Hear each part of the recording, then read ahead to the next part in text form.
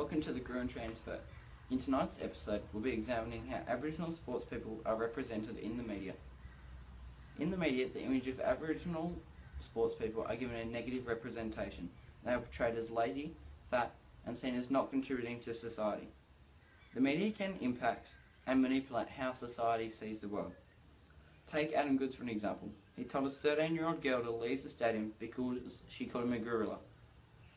The media only showed this incident as a negative against Adam Goodes instead of talking about what the girl actually said to him. As a result of this incident, Adam has been seen as a villain and is all over social media. Let's have a look at this meme for an example. This example is horrible as it shows that he is the villain not by showcasing what he has done well and his achievements. In this example, Shane Crawford wrote 3,600 Ks for breast cancer to raise awareness for the National Breast Cancer Foundation. He did this out of his heart to raise awareness. There is absolutely no reason why Adam Goodes needs to be brought into this topic, but social media is very biased and selective of what it shows. Another example of discrimination against Aboriginal players was an online news article about NRL player Arthur Beetson. He was an explosive ball player who could change the game easily. Soon after his career started, he struggled with many injuries. He was given the nicknames Half Game Marty or Meat Pie Marty while he was still playing. This is a massive example of how Aboriginal people are portrayed as lazy or not hard-working. If we compare the inappropriate behaviour of Mitch Pearce and Greg Bird, his actions are far more socially unacceptable. It's bizarre why these people aren't being given nicknames either. Mitch Pearce has been in a rehabilitation facility for a month in Thailand. They have said, "Oh, it's okay, you've got an alcohol problem, we can just fix all that up." He was videoed simulating a nude act with a dog, but he just goes into rehab and the world's fine. The point is that when an Indigenous player does something, the roof will fall in and accusations will be thrown everywhere. The alcoholic excuse just doesn't work like it does for white players. Another appalling topic that has been brought up when thinking about Indigenous players is the insensitivity about the people themselves. Take a moment to read this post. The thing that stands out the most is that these people do not even realise what they're saying, throwing imaginary spears. There are many other teams that do this. Take the New Zealand All Blacks. The haka is embraced for its culture and is visually more violent than Adam Goodes' actions. He has done so much for the Aboriginal community, and this is a sign of unity. What Flog Hunting's post is saying is they don't care about what the Aboriginal players are there for. This is a disgrace, as they are our elders. They are also telling the crowd that when going to sporting games, they should boo at him. Why? He is just standing up for his community, a community that is not represented in Australian mainstream media.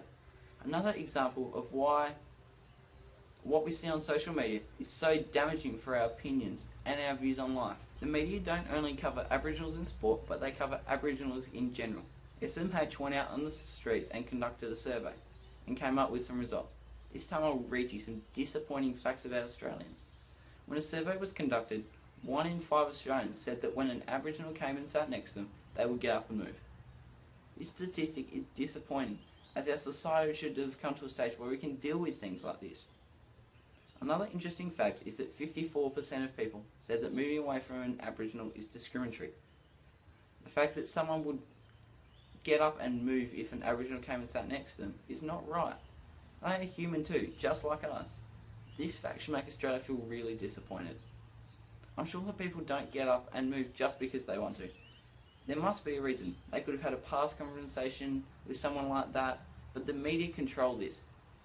They show Indigenous people smoking or stealing property, and everyday Australian might see this article or video and make assumptions. This is maybe one of the reasons why people might move away. This ABC article is showing what some Australians might not think about. Jeremy Stanford wrote this article and he had to doubt himself about Australians in sport. He had to think twice about it. He raised a very valid point. Is it just because that's what it's been like before? To me, this was very valid. Australian fans need to change the way they look at things and embrace things. It might not always be a bad thing. As the younger generation come through, we need to embrace that. Selectors and recruiters are doing great an amazing job at selecting these players, but I'm beginning to think that these players are getting scared to run out on the field because they might do something wrong and get booed off the ground forever. As Mr. Stanford referred to about Nicky Winmar, he stood up for himself and said, "My skin isn't the same as yours, but I'm proud of it." When Australians think about Aboriginal sports people, there are many things that go through people's heads. Australia needs to value this representation of Aboriginals, as sadly they're dying off. As white sports players are taking over, the amount of Indigenous players is decreasing. Australia need to help bring up the next generation of Indigenous players.